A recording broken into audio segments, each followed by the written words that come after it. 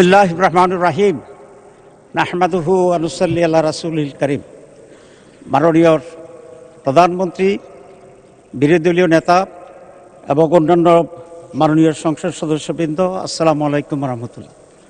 আমি মাননীয় প্রধানমন্ত্রীকে ধন্যবাদ জানাতে চাই।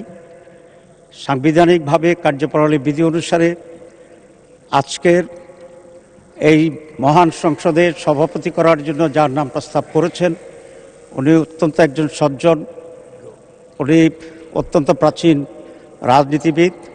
উনি যে দলই করুন না কেন, আমি মনে করি দেশের সকল মানুষের ওনার প্রতি আস্থা এবং শ্রদ্ধা আছে। মাননীয় প্রধানমন্ত্রীর এই প্রস্তাবকে আমরা বিরোধী দলের পক্ষ থেকে পূর্ণ সমর্থন জানাচ্ছি।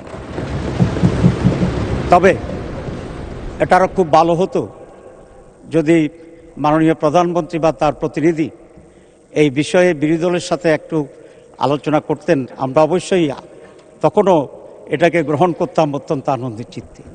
তো আমি আশা করি আগামীতে এই ধরনের যে সমস্ত বিষয় আসবে আলোচনা করা সম্ভব।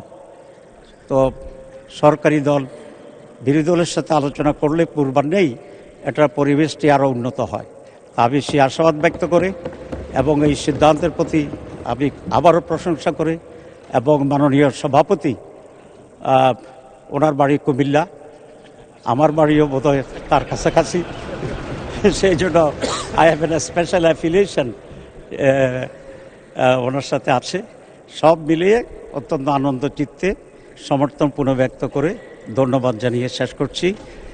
আল্লাহ হাফেজ।